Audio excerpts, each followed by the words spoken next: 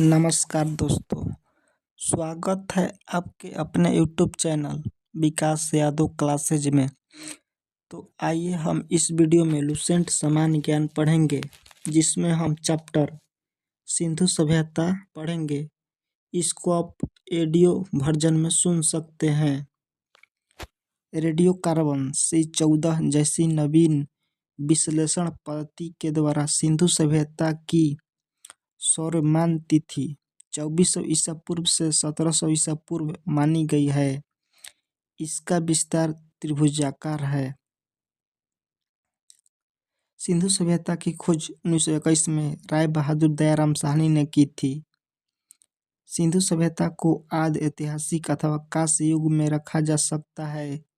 इस सभ्यता का मुख्य निवासी द्रविड़ एवं भूमध्य सागरीय थे। सर जॉन मार्शल, भारतीय पुरातत्व सर्वेक्षण विभाग के तत्कालीन महानिदेशक, ने 1924 ईस्वी में सिंधु घाटी सभ्यता नामक एक उन्नत नगरीय सभ्यता पाए जाने की विधिवत घोषणा की।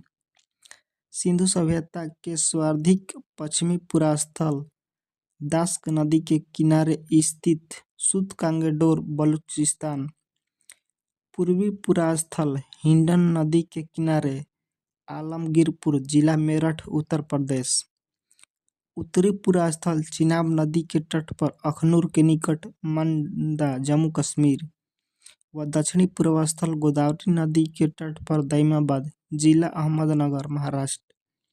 सिंधु सभ्यता या सिंधु सभ्यता नगरीय सभ्यता थी। सिंधु सभ्यता से प्राप्त परिपक्व अवस्था वाले स्थलों में केवल 6 को ही बड़े नगर की संज्ञा दी गई है। ये हैं मोहनजोदड़ो, हड़प्पा, गढ़वारीवाला, राखीगढ़ी, धौलावीरा एवं कालीबंगन। धौलावीरा भारत में सिंधु घाटी सभ्यता की पहली साइट है, जिसे यूनेस्को ने 2021 में विश्व विरासत स्थल की सूची में शामिल किया है। स्वतंत्रता प्राप्ति पश्चात हड़प्पा संस्कृति के सर्वाधिक स्थल गुजरात में खोजे गए हैं। सिंधु घाटी सभ्यता का सबसे बड़ा स्थल मोहनजोदड़ो है, जबकि भारत में इसका सबसे बड़ा स्थल राखीगढ़ी, जो कि घग्गर नदी के किनारे हरियाणा के हिसार जिला में स्थित है। इसकी खोज 1963 में सूरजभान ने की थी। लोथल एवं सुतकोटदा से सिंधु सभ्यता का बंदरगाह था। जुते हुए खेत और नक्शेदार ईंटों का प्रयोग का साक्ष्य कालीबंगन से प्राप्त हुआ है। मोहनजोदड़ो से प्राप्त स्नानागार संभवतः सिंधु सभ्यता की सबसे बड़ी इमारत है, जिसके मध्य स्थित स्नान कुंड 11.88 मीटर लंबा, 7.01 मीटर चौड़ा एवं 2.43 मीटर गहरा है। इस स्नान कुंड में 2 तरफ से उतरने के लिए सीढ़ियां बनाई गई थी और चारों ओर कमरे बनाए गए थे।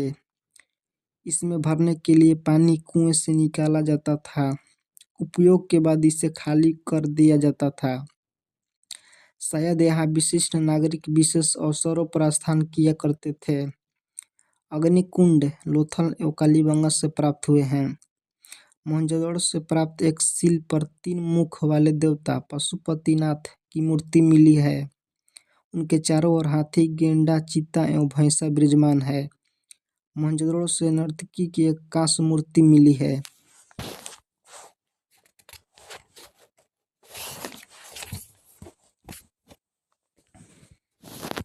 हड़प्पा की मोहरों पर सबसे अधिक एक श्रृंगी पशु का अंकन मिलता है।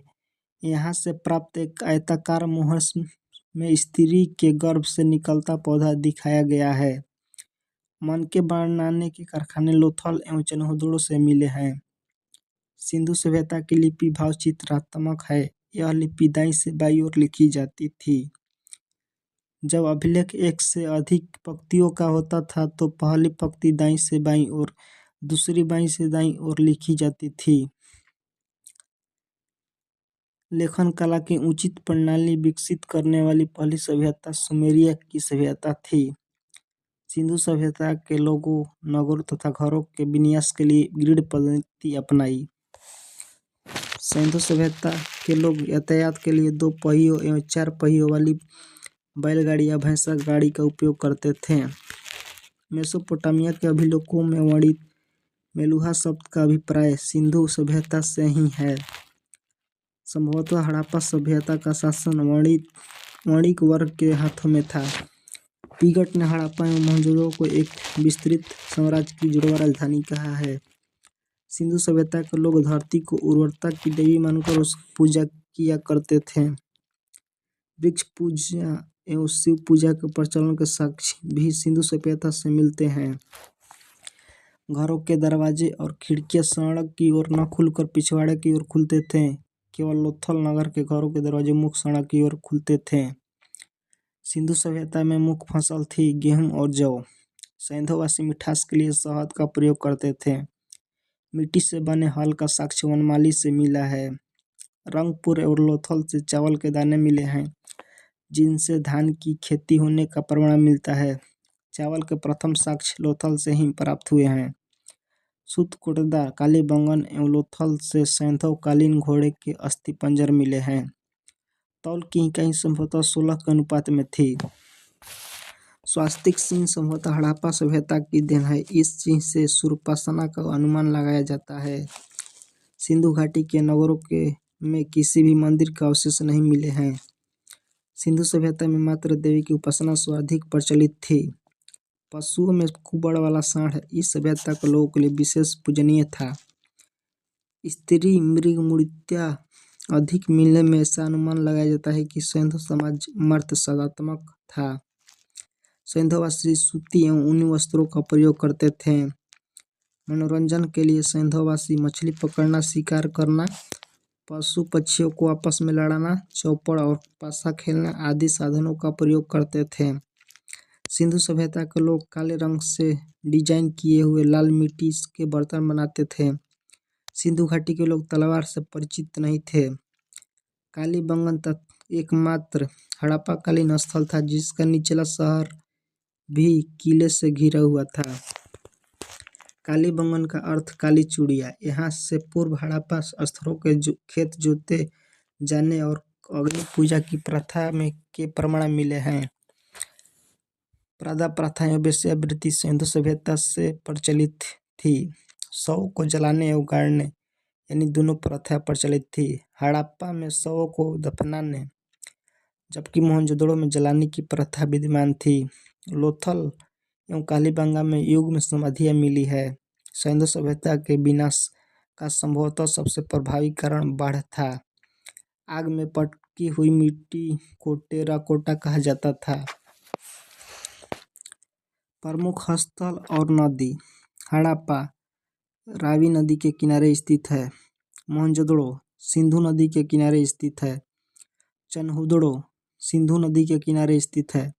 कालीबंगन घाघर नदी के किनारे स्थित है। कोटदीजी सिंधु नदी के किनारे स्थित है। रंगपुर मादर नदी के किनारे स्थित है। रोपण सतलज नदी के किनारे स्थित है। लोथल भगवान नदी के किनारे स्थित है। आलमगीरपुर हिंडा नदी के किनारे स्थित है।